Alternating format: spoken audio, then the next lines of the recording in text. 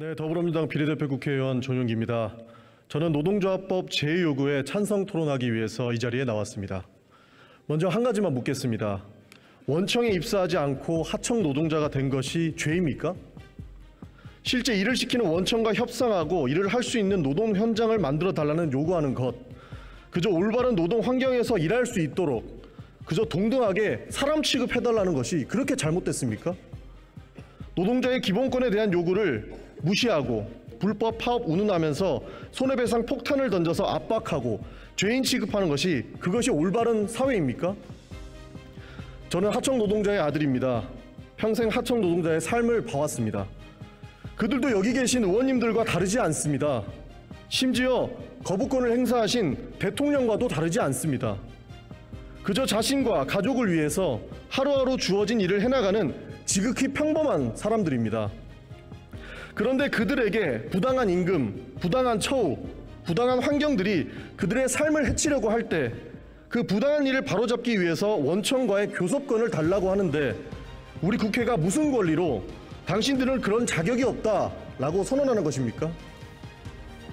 우리는 노동자들을 보고 매번 대한민국을 이끄는 산업 역군이라고 하지 않았습니까? 심지어 학교에서 학생들에게도 그렇게 가르치지 않았습니까? 그런데 그 산업 역군들이 자신에게 주어진 부당한 대우에 맞서 정당한 권리를 요구하고 올바른 노동 환경을 만들어달라는 이야기를 이렇게 거부권과 입법권으로 막아야 속이 시원하겠습니까? 저는 국회 환경노동위원입니다. 그리고 이 하청 문제를 심도 깊게 살펴봤습니다. 작업 환경이 위험하니까 안전하게 해달라고 요청하면 하청업체는 작업 환경은 원청 소관이라고 말합니다. 그리고 원청업체 역시 우리 소관이 아니라 당신이 고용한 업체에 가서 말하라 라고 답변합니다. 안전한 환경을 만들어달라는 지극히 상식적인 요청에 아무 책임도 지지 않습니다. 그렇게 일하다 다치거나 죽으면 그냥 본인 손해일 뿐입니다. 임금도 마찬가지입니다. 많은 하청 노동자들은 최저생계비만 받고 일하고 있습니다. 임금을 조금만 올려달라고 요구하면 하청업체는 나몰라라, 원청은 우리 소관이 아니다 라고 답할 뿐입니다. 일을 원청에서 다 시켜놓고 이것이 무슨 행태입니까? 그렇다면 우리나라에서 하청 노동자의 처우 개선은 도대체 누구에게 호소해야 되는 것입니까? 이 법은 적어도 사람답게 살기만 해달라고 말하는 법입니다. 하청 노동자도 사람답게 살 수 있게 원청과 대화할 수 있는 권리를 부여하는 법입니다. 작업 지시는 원청이 다 하고 작업할 구역까지 정해주면서 임금과 작업 환경 그리고 사고 날 때만 나몰라라 하는 사회가 정상입니까? 파업을 했다고 해서 누군가 스스로 생을 마감할 수밖에 없는 상황이 된다면 이것이 심각한 비정상이 아니고 무엇이겠습니까? 노조활동으로 자살하는 사태가 2002년부터 있었습니다. 그리고 20년이 흘렀습니다.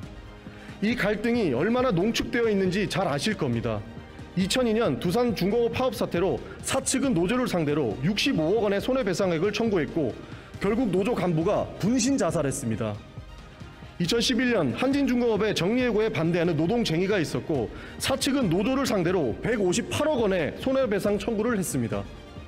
조합원 최 씨도 자살했습니다. 그 뒤로도 손해배상 폭탄은 끊이지 않았습니다. 대우조선 해양 사태를 보십시오. 노조 측에 470억을 청구했습니다. 이거 갚으라고 하는 돈으로 청구한 겁니까? 아니면 헌법이 보장하는 노조할 권리를 억압하려고 청구한 것입니까? 윤석열 정부도 약자와의 동행을 한다고 매번 말하지 않았습니까? 그런데 왜 매번 강자의 편에 서 있는 것입니까? 거부권을 행사한 대통령은 부끄러운 줄 아셔야 합니다. 존경하는 의원님들께 호소드립니다. 손해배상 폭탄으로 사람이 죽고 있습니다. 이것이 진정 사회 문제가 아니란 말입니까? 사회 문제가 불거지고 국민이 고통받는다면 정부와 국회는 마땅히 대안을 고민해야 합니다. 그것이 정치 아닙니까? 그리고 이 법은 노조를 위한 법도 아닙니다. 우리 산업 여군이 노동자들에게 그저 정당한 요구를 할 수 있도록 최소한의 권리를 주는 법입니다. 정파를 보지 말고 단체를 보지 말고 사람만 봅시다. 제도적 문제로 우리 가족이, 우리네 가장이 죽어가는 상황을 야기한다면 이제는 국가와 사회가 개선해야 되지 않겠습니까? 이 법이 통과되어야 하는 이유는 분명합니다. 존경하는 선배 동료 의원님들께서 제 요구된 이 법에 찬성 표결해 주실 것을 간곡하게 요청드립니다.